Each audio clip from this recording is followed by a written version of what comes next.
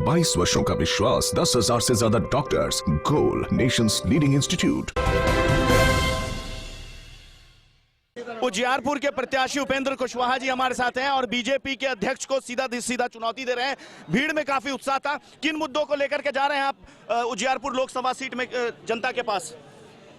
देखिए, जनता अभी जो वर्तमान प्रतिनिधि हैं उनसे काफ़ी आक्रोशित है, क्योंकि एक जनप्रतिनिधि के रूप में जो ड्यूटी होनी चाहिए उस ड्यूटी का निर्वहन उन्होंने ठीक से नहीं किया है। आप पब्लिक से पूछ लीजिए, आम जनता से पूछ लीजिए, वही लोग बताएंगे। तो उनका मामला है।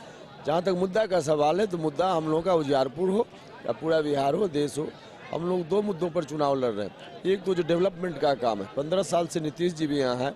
पिछली बार नरेंद्र मोदी जी ने भी वादा किया था कि बिहार के लोगों के लिए कमाई, पढ़ाई, दवाई सब चीज़ का इंतजाम यही होगा। कुछ भी नहीं हुआ। शिक्षा व्यवस्था चौपट हो गई, स्वास्थ्य व्यवस्था कुछ नहीं है, नौजवानों को रोजगार नहीं मिला, दूसरे स्टेट में जाते हैं। तो यह मुद्दा है, डेवलपमेंट का मुद्दा है। और साथ ही साथ सोशल जस्टिस के इशू को बहुत ही नुकसान पहुंचा रहे हैं बीजेपी और जेडीयू को लोग मिलकर। एक तरह से कहिए कि रिजर्वेशन समाप्त करने की ऑलरेडी इन लोग अंदर मन में इन लोगों ने ठान लिया है कि रिजर्वेशन को हम समाप्त करेंगे।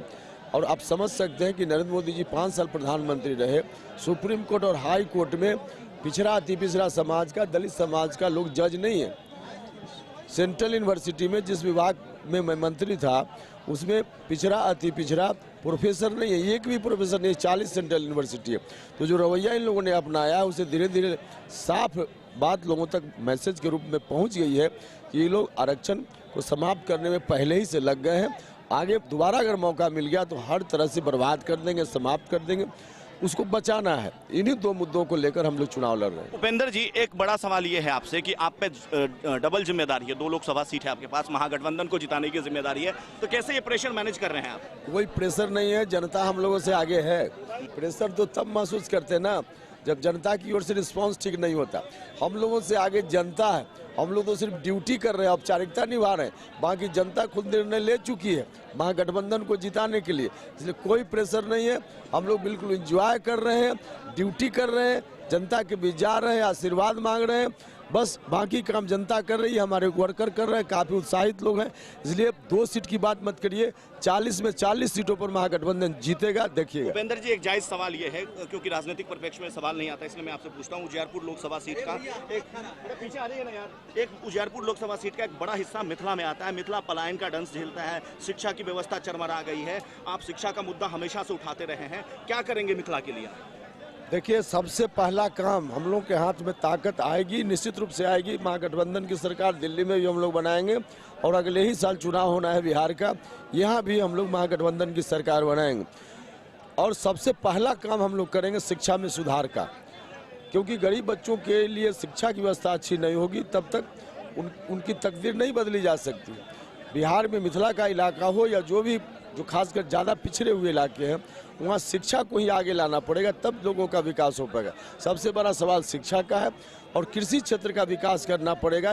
कृषि उत्पादन पर आधारित उद्योग की स्थापना करनी पड़ेगी, तब लोगों को रोजगार मिलेगा, पलायन लोगों का रुकेगा।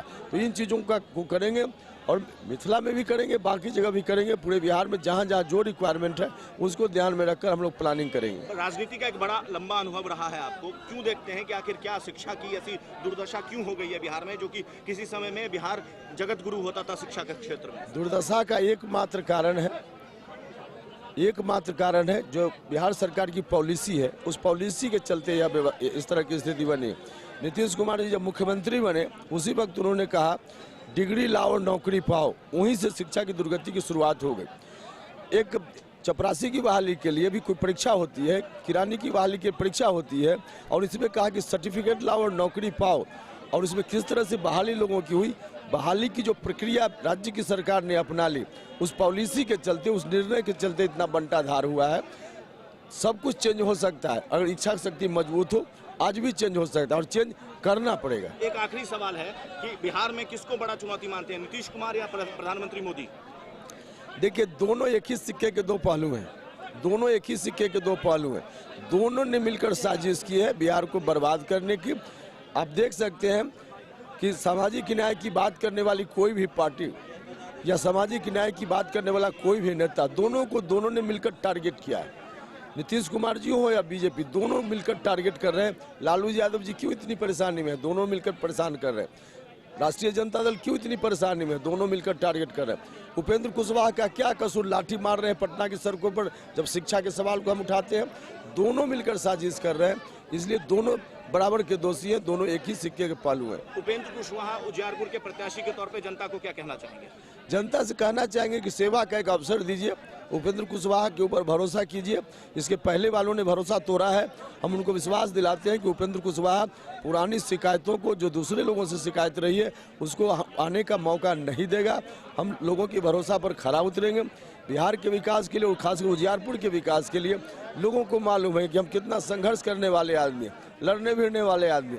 जो हमारी क्षमता है, उस क्षमता का इस्तेमाल करके पटना हो, दिल्ली हो, हर जगह से लड़ के भिड़ के विकास के लिए हम चीज़ों को लाएंगे। तो यही लोगों से आग्रह है कि जाति धर्म से लोग ऊपर उठकर दलित, महादलित, अति पिछड़े, अल्पसंख्यक जमात के बंधु या सवर्ण जमात के भी जो न्याय पसंद लोग हैं, सब लोगों से आग्रह है कि सब लोग मिलकर आशीर्वाद दे, हम उनकी सेवा करेंगे। चलिए, हमसे बात करने के लिए बहुत शुक्रिया। ये थे उपेंद्र कुशवाहा, उजियारपुर के प्रत्याशी हैं और महागठबंधन के बड़े नेता हैं, जिनका सीधा दावा है कि जनता जो है वो काफी त्रस्त है नित्यानंद राय से और इस बार जनता इंसाफ करेगी। कैमरा सहयोगी कृष्णा के साथ Ashutosh Jha, City Post Live, Ujiarpur.